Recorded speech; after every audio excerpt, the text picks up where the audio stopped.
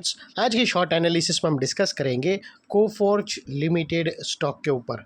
और दोस्तों ये स्टॉक अगर आप देखो तो दिसंबर 2024 से करेक्शन के अंदर चल रहा है।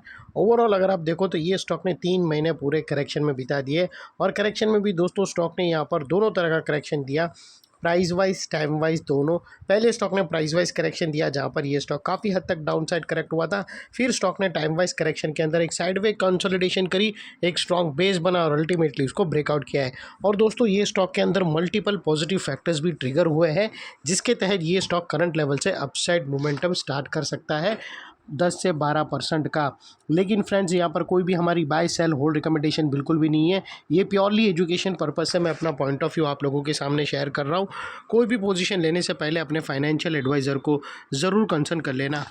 और दोस्तों आप लोग देख सकते हो कि ये वो टॉप था जहाँ से स्टॉक के अंदर एक डाउनवर्ड स्लोपिंग पैरेलल चैनल के थ्रू एक ज़बरदस्त करेक्शन आई। और जब तक स्टॉक ये डाउनवर्ड स्लोपिंग पैरेलल चैनल में था, स्टॉक प्राइस वाइज करेक्शन के अंदर एंगेज रहा और यहाँ पर back to back lower lows trigger हुए।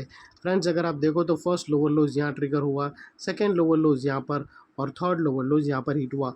और जैसे ये downward sloping parallel channel upside में ब्रेकआउट हुई, इसने मल्टीपल हायर हाइज को ब्रेक करके उसके अबाउ सस्टेन क्लोजिंग देकर कंफर्म कर दिया करेक्शन कंप्लीटेड। यहाँ पर हमें दो मेजर पॉजिटिव सिग्नल मिले। पहले तो इसने डाउनवर्ड स्लोपिंग पैरेलल चैनल को अपसाइड में ब्रेक कराया। सेकेंडली इसके जो लोअर लोज थे वो हायर हाइज में शिफ्ट हुए क्लोजिंग बेसिस पे, जो हमें कंफर्म करता है कि स्टॉक के अंदर टेम्पररी बॉटम लॉक गई है एज लॉन्ग एज इसके लोअर लोज प्रोटेक्टेड है। अगर स्टॉक के लोअर लोज थ्रेट होते हैं क्लोजिंग बेसिस पे तो फिर से ये stock down side correction initiate कर सकता है। और दोस्तों बात कर लेते हैं यहाँ पर डाइवर्शन की। तो फ्रेंड्स अगर आप RSI MACD डालकर चेक करो तो आपको यहाँ पर क्लियरली पॉजिटिव डाइवर्शन विटनेस होगा। प्राइस एक्शन की जो लोअर लो स्विंग है वो डाउन साइड की तरफ टिल्ट हुए है, वहीं MACD की ऑसिलेशन अपसाइड में टिल्ट होकर यहाँ से हमें एक gap up run away candle के थ्रू ब्रेकआउट मिला है। और दोस्तों यहाँ पर दोस्तों आप लोगों को एक चीज़ बताना चाहता हूँ चार्ट स्ट्रक्चर से पहले कि दोस्तों अगर आप देखो तो यहाँ पर हमें सिमिलरली इसके पहले भी दोस्तों हमें एक और रेंज ब्रेकआउट स्ट्रक्चर मिला था। दोस्तों अगर आप देखो तो यहाँ पर हमें क्लियरली यहाँ से एक ब्रेकआउट मिल रहा है, रेंज ब्रेकआउट।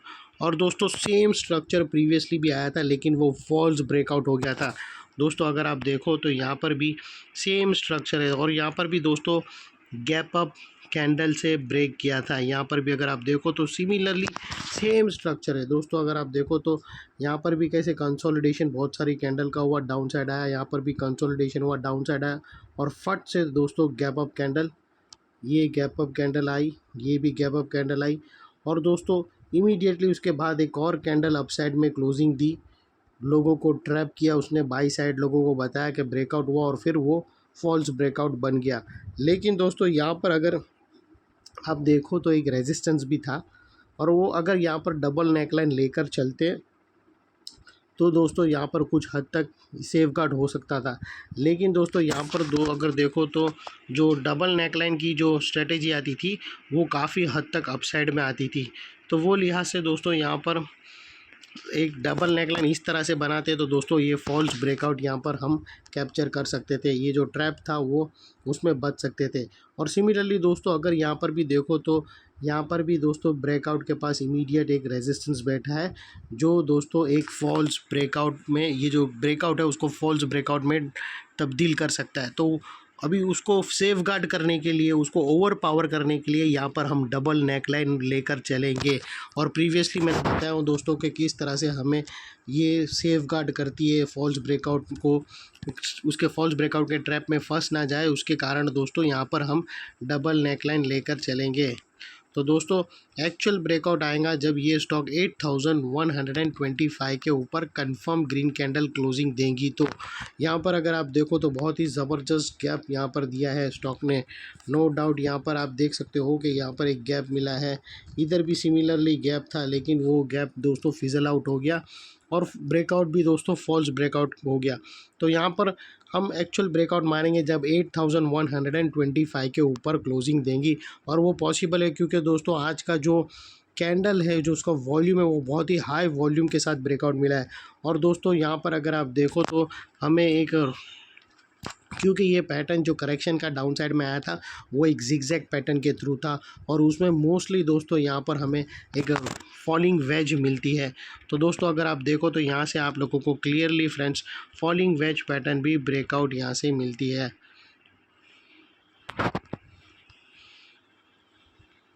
दोस्तों अगर आप देखो तो यहाँ से क्लियरली एक फॉलिंग वेज मिलती है और उसके जो 5 वेव है डाउन साइड की, ये वेव 1 है, ये वेव 2, ये वेव 3 दोस्तों, ये उसकी वेव 4 और अल्टीमेटली वेव 5 डाउन साइड में, और ये डाउनवर्ड रेजिस्टेंस लाइन भी दोस्तों अप साइड में ब्रेक कर चुका है और ये उसकी नेक लाइन है।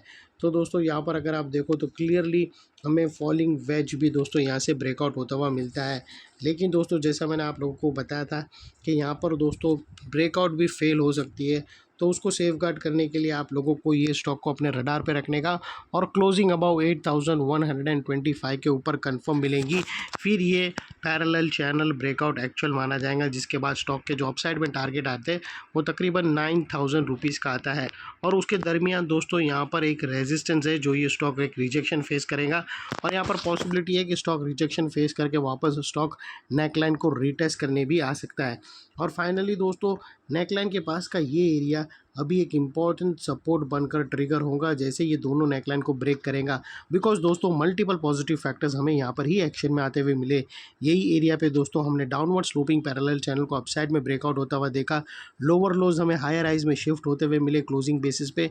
यहाँ पर ही दोस्तों पॉजिटिव डाइवर्शन मिला प्राइस एक्शन और RSI के थ्रू, और यहाँ पर ही MACD और प्राइस एक्शन के थ्रू, और यहाँ पर ही दोस्तों हमें टर्मिनल इम्पल्स की हमें यहाँ पर फॉलिंग वेज भी अपसाइड में ब्रेकआउट होते हुए मिली और पैरेलल चैनल भी दोस्तों ऑलमोस्ट ब्रेकआउट हो चुकी है। हमें सिर्फ दोनों नेकलाइन के ऊपर क्लोजिंग के कंफर्मेशन का वेट है।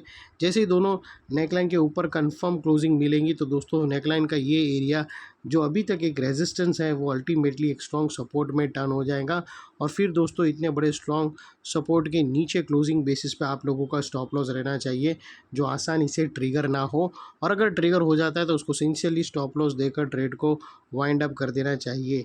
ये थी हमारी एनालिसिस फ्रेंड्स। अच्छी लगे तो प्लीज़ चैनल को लाइक शेयर सब्सक्राइब ज़रूर करना।